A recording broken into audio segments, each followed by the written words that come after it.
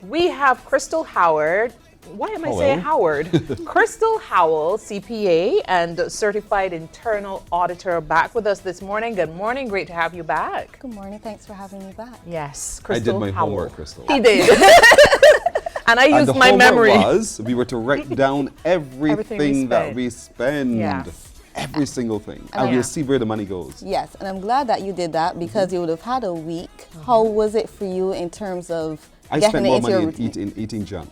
Wow. Yeah. I did. Actually, that's sometimes the first thing you notice how much you eat. Yeah, I'm amazed, honestly. You know, and because you have it, you Yeah. just are, you know, $20 for the lunch. Thank you very much. I'll take it out because I'm hungry. And they add but up. Then, you would have started with $100, and before you know, in a matter of a day, that $100 It's is over. gone, but at least now you know where it went.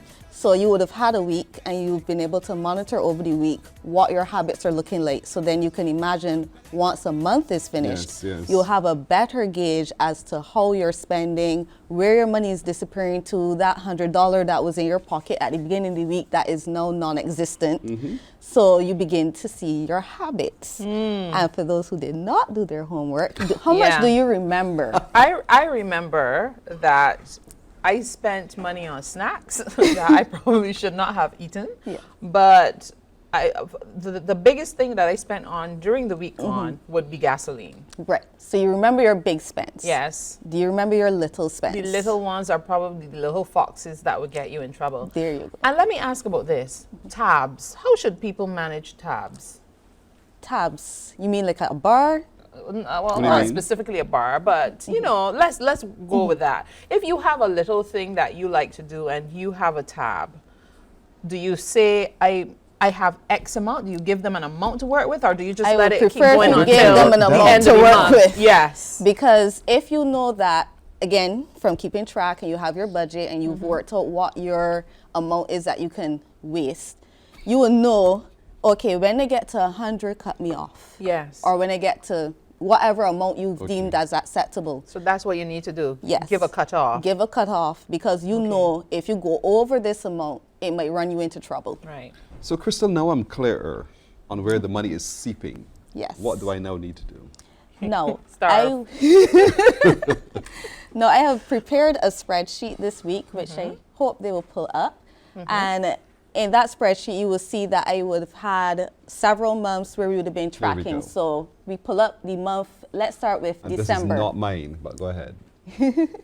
So you actually put it in a spreadsheet? No, I didn't. Oh. No. But you see, when you have your spreadsheet, you see I have all of the items detailed and I have the color coding. So when you come down to the bottom of this particular page, you will see the total. And I am very blind. I cannot. No, it's I not just just you. she's going to make it a little right. easier to see. So you see your total amount and you will see that what your salary would have been, and in December you would have hopefully had a little bonus, and you will see the amount that is left back.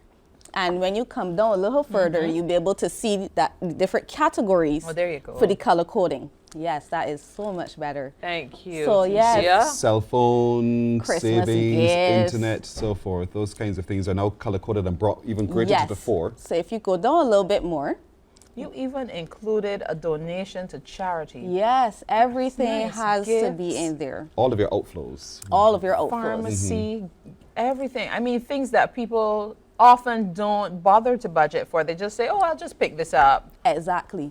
But then you don't notice how much those things add up. So Yeah. if you come down a little bit more in the spreadsheet, just wait for it to come down. We'll Right. bring it down in just a Yes. moment. You will see that for each color coding, so you see I had the yellow, the green, the red. So blue might represent gas, green will represent food, yellow might represent we go. miscellaneous. Yes. So then you will see I have one-off necessities, and then you have other. Because in those one-off necessities, there are things which you could not avoid. You had to go to the doctor, or you had to do this, you had to do certain things. Right. But the other are the things like the snack that you did not have to buy, or the party that you did not have to go to.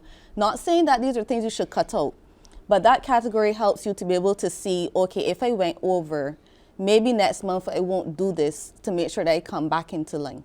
And in there, you'll also see a category that I do not have color-coded, which is called savings, to show that every month, without fail, your savings. You don't have to have $500. It's Right. whatever amount you afford. determine is going to be acceptable for you.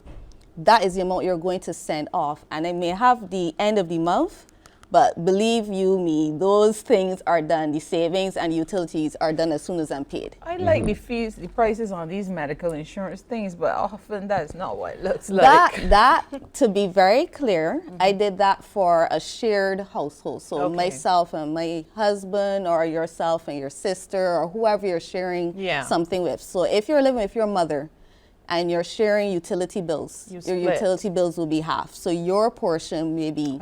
So for the insurance in that spreadsheet, you can double it, and that is actually the cost of insurance with Sagicor. Disclaimer, I work there.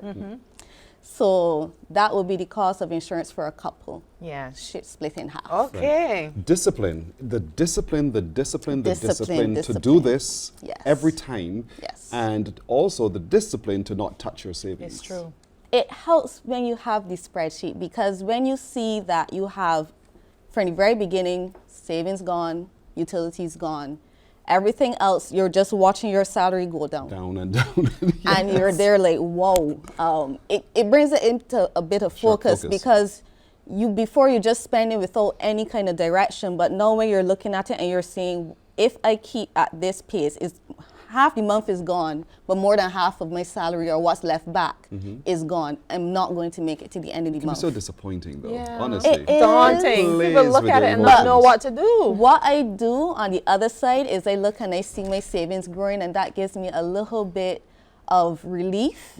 And you will see I have the monthly expenses where you're looking at it every month. It's not every month where your savings are growing. There are Right. times when you're going to have to dip back in, and you had your $500, but this month something came up and you had to go back into your savings, where you take away from that momentum where you would have been seeing the growth. And you also have to bear in mind, you're saving for a reason. Right. So you're not saving just because, it's the right thing to do, or you're saving either towards a house. If you keep that goal in mind, you won't just see the money disappearing, but you'll say, okay, You'd understand why it's I'm getting accumulating. closer to being able to Yeah, get my yeah. dream home. I'm getting closer to my dream vacation. I'm getting closer to be able to send my children to school. Whatever it was that you had in mind, because you have to attach the emotion to it. If you don't attach the emotion to it, you're going to throw your goals out the window. What margin should I keep for emergencies? Now, that is the interesting part. If you can pull up the one with the monthly analysis, the comparisons, that one is going to show you how you're going to be able to better estimate what your emergencies are. So my spreadsheet would have been going on for years. Right. So you get an idea, and what I tell people to do is to look at your worst case scenario, not your average or your best. Because your best month likely won't happen again. Yeah, right.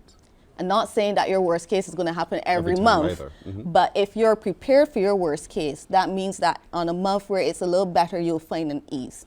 So when you go through and you look at your one-off necessities, that gives you an idea of, okay, this worst month was, say, $600 I had to spend that I was not prepared for. Maybe that $500 I'm saving for isn't adequate. Or you can go through and hope that, the $600 doesn't happen all the time, because you Yes. looked at it and you realize, oh, that was something that should not happen every single month. So maybe the land tax was due. Okay. And that was the reason why your one-off necessities went up so high. This budget that you've shared with us today was based on what type of salary? This was based on some person having a $3,000 salary, which $3,000 salary. is supposed to be the average. This is based on very old data. I've not had a recent update as to what the average Barbadian salary is, And but this was a $3,000 salary with the Christmas bonus. with the Christmas bonus of $500 Okay, and the bonus was included in what you could for spend December. for December. Should I treat an emergency as a critical part of my budgeting? Because Yes. an emergency could occur at any time. Yes. And while I may have had an average of $600 last month, I don't know what it will be this month. You It will could be never know. $1,200. You will So never know. should I set aside every month X amount This- for an emergency? Yes. It doesn't necessarily go into my savings account as my plan for the trip. Ah. but it goes in. Some people have separate budgets for their savings and one for emergencies, but many people find it difficult to maintain both, realistically speaking. So there are things to help you to be able to mitigate some of the risks that you have. So I would have mentioned insurance before. I know it's difficult for a lot of people to be able to afford it, but for those who can, it really helps take that edge off in terms of if my child gets sick or if my spouse is ill. Medical emergencies. You will be able to say, okay, at least insurance is going to take care of that, and you can better plan because you know your insurance amount is, say, $150 a month, which you can better prepare for, as opposed to an emergency medical situation, which could be anything. But that depends on who's covered under that policy. Yes. So if the emergency happens to a relative who is not covered under that particular policy, That is where it gets difficult. And that's why I'm asking Yes. whether or not we need to treat that in the same You way do. we treat an input into the savings account. Yes, because most of us, like even for myself, I have my mother, and if something happens to her, she's not covered under my insurance. So I have to put aside money in the case, like the last thing I would have done for her is to make sure she goes to the dentist because she had a toothache. I couldn't say, well, sit there and suffer. I had to make sure that she went to the dentist to be able to have that taken care of, and that had to come out of some kind of Correct. fund. So if you're not prepared for those kind of things, you will find yourself in a situation where your emergency money has to come from a utility bill Yeah. or from somewhere. That's where the juggling comes. That's We need to share Mavis quickly, but I had started to ask you about the $3,000 salary because I wanted to know what was left over and if it's average, because I wanted that average person to understand what is really possible at the Yeah. end of the day. These expenses that I have, for the most part, are based on what I would have spent, which is not what everybody is going to spend. You have to determine. I don't have any children, so that Right. makes it Gotta very look at easy your to cut dynamics. out, some of those emergency things because children do not care about your budget. If they have an emergency, they have school fees, but there are certain things you can prepare for. So I tell my friends it's even more important if you have children to budget because you still, yes, you want to live, but you don't want a situation where an emergency pops up or the school fees come along, the uniforms, everything else, and you feel can't handle it. overwhelmed. Listen, Crystal, I can't wait to see you again next Monday. What's the And homework? quick.